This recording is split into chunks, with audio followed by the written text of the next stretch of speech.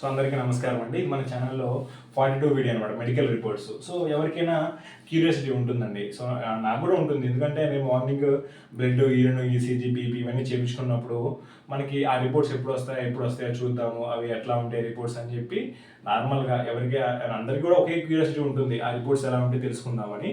కానీ వాళ్ళు ఏమంటారంటే మనకు ఒకసారి పంపించేస్తామండి, మీకు రావని చెప్తారు. నేను చెప్తాను ఆ సినారీ మొత్తం ఏం జరుగుతుంది అనేది. సో మనకి మెడికల్స్ అయిపోయినాయి. సో ఈరోజు అయిపోయినాయి అనుకుందాం. సో మెడికల్స్ ఈరోజు మనకి అయిపోయినప్పుడు వాళ్ళు ఏం చేస్తారంటే మ్యాక్సిమం ఈరోజు సాయంత్రానికి కానీ, లేకపోతే ఈరోజు నైట్కి కానీ, లేకపోతే తర్వాత రోజు మార్నింగ్ కానీ,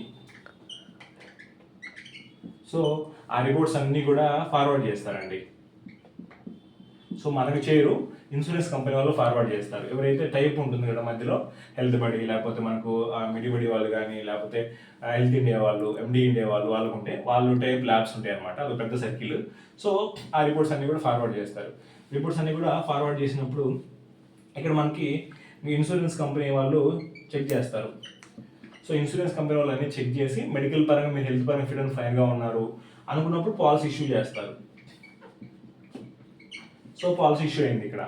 సో ఈ ప్రాసెస్ అంతా కూడా మనకి జరగడానికి అరౌండ్ అది లైక్ సాటర్డే సండే అని గుర్తుపెట్టుకోండి. ఇప్పుడు కూడా సాటర్డే సండే మనకి బ్యాక్ ఎండ్ వాళ్ళు పనిచేయరు అనమాట. లైక్ బ్యాక్ ఎండ్ అంటే ఇన్సూరెన్స్ కంపెనీ వాళ్ళు ఎవరైతే ఉంటారో వాళ్ళు సాటర్డే సండే మ్యాక్సిమం వాళ్ళకి హాలిడే ఉంటుంది.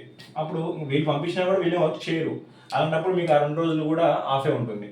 సో ఇక్కడ ఇంకా పాలసీ ఇష్యూ అయింది. చూడండి, డిఫాల్ట్గా మనకి సో మనకి పాలసీ బుక్ అయిన డే 1 నుంచి ఒక ఎప్పుడో అయింది, ఒక 5 డేస్కో 6 డేస్కో పాలసీ 7th డే ఇష్యూ అయింది. ఇష్యూ అయినప్పుడు గుర్తుపెట్టుకోండి, డిఫాల్ట్గా కస్టమర్కి, ఎవరైతే సిఎక్స్ ఉంటారో కస్టమర్కి ఈ మెడికల్ రిపోర్ట్స్ అనేవి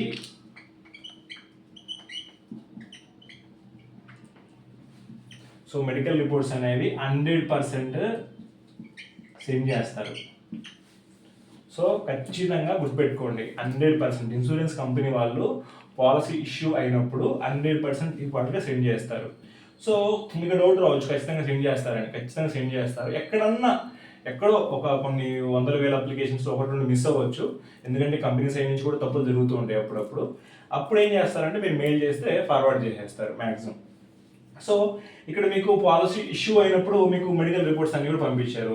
ఒకవేళ పాలసీ డిక్లైన్ అవ్వడం అంటే రిపోర్ట్స్లో మీకు ఏదైనా మెడికల్ పరంగా నెగిటివ్ రిపోర్ట్స్ వచ్చినాయి. నెగిటివ్ రిపోర్ట్స్ వచ్చినప్పుడు పాలసీ మీకు రిజెక్ట్ అయింది. సో పాలసీ రిజెక్ట్ అయింది. అప్పుడు ఏం చేస్తారంటే మీరు ఏదైతే కంపెనీ తీసుకుంటారో కదా, పాలసీ బుక్ చేస్తారు కదా, వాళ్ళకి మెయిల్ చేయండి. సో మెయిల్ చేస్తే ఒక 2 నుంచి 3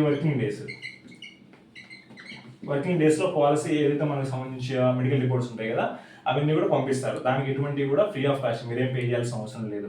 సో ఒక 2-3 వర్కింగ్ డేస్ అంటే సాటర్డేస్ అంటే మధ్యలో రాకూడదండి.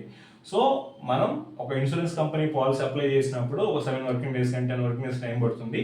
ఆ టైంలో ఖచ్చితంగా డిఫాల్ట్గా మెడికల్స్ రిపోర్ట్స్ పంపిస్తారు. మీకు మెయిల్ చేస్తారు, లేకపోతే వాట్సాప్లో. సో మ్యాక్సిమం మెయిలే చేస్తారు, లేదంటే వాట్సాప్లో కూడా ఫార్వర్డ్ చేస్తారు పీడిఎఫ్ ఫార్మాట్లో.